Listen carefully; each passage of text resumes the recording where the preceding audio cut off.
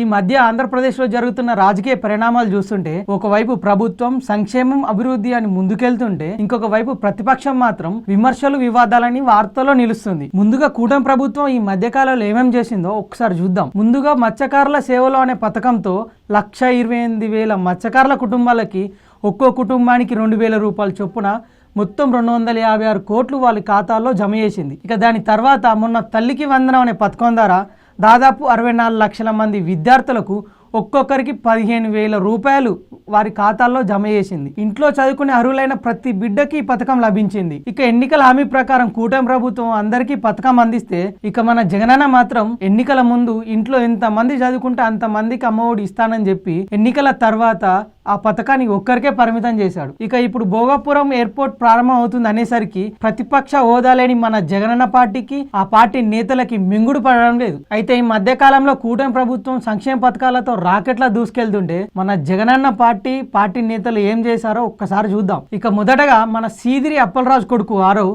పుట్టకూటి కోసం గొర్రెలు కాసుకుంటున్న ఒక గొర్రెల కాపర్ని అతి వేగంతో ఢీకొట్టి ఆయన మృతికి కారణమయ్యాడు. ఇక ఇంటి పెద్దను కోల్పోయిన ఆ కుటుంబాన్ని ఆర్థికంగా ఆదుకోవాల్సింది పోయి ఈ గొడ్డలపాటి నాయకుడు ప్రెస్ మీట్ పెట్టి మరీ ఆ నిందితుని సమర్థించాడు. ఇక మూడోది మన పేర్ని నాని. అసలు ఈయన గురించి ఎంత తక్కువ చెప్పుకుంటే అంత మంచిది. ఇక కూటమి ప్రభుత్వం దగ్గితే ప్రెస్ మీట్, తుమ్మిదే ప్రెస్ మీట్, ఇంకేం చేసినా ప్రెస్ మీట్.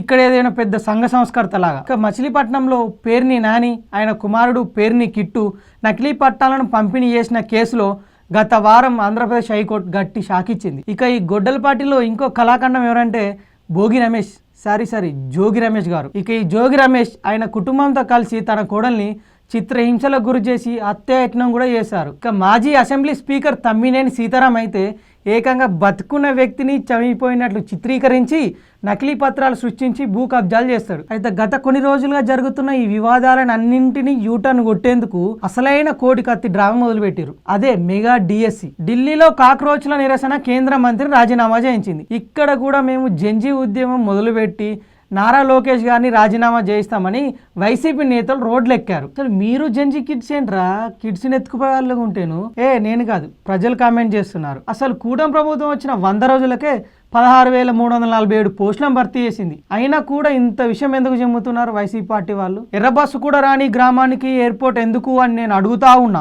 గట్టిగా పోరాడదాం, గట్టిగా నిలబడదాం, కోర్టుకు పోదాం, కోర్టులో కేసులు వేసిన ఎయిర్పోర్ట్ ఆపేందుకు ప్రయత్నం చేద్దాం అని అన్నది మీరే కదా జగన్ అన్న. మరి ఇప్పుడేందన్నా సడన్ గా ఎయిర్పోర్ట్ కట్టింది మేమే అన్న రేంజ్ లో ట్వీట్లు వేస్తున్నాం. ఇక పేర్ని నాని గారికి స్పోర్ట్స్ కోటా రూల్స్ ఏం తెలియకపోయినా ఆయన మైక్ మాత్రం ఫుల్ కాన్ఫిడెన్స్ తో ఆన్ అవుతుంది. ప్రెస్ మీట్ ముందు నిజాలు చూస్తారా లేదా ముందే ఆరోపణలు సిద్ధం చేసుకుంటారా? అయితే ఇక్కడ అసలైన ముచ్చట ఏంటంటే ఈ వైఎస్ఆర్సీపీ పార్టీ వాళ్ళపై ఉన్న ఈ కేసులు, ఇందులో మళ్ళీ ఈ కూటమి ప్రభుత్వం చేస్తున్న అభివృద్ధి, ఈ రెండింటిని యూటర్న్ చేసేందుకే ఈ కోడి కత్తి డ్రామా ఈ మెగా డిఎస్సి స్కామ్ డ్రామా తెరపైకి తీసుకొచ్చారు. మీరు ఎన్ని డ్రామాలు తెర మీద తీసుకొచ్చి ప్రజలను ఏమార్చుదాం అనుకున్నా ప్రజలు అభివృద్ధిని గమనిస్తూనే ఉంటారు. మీ డ్రామాలు ఇకపై సాగవు. మీరు ఎన్ని డ్రామాలు ఇకపై చేసినా వ్యర్థం.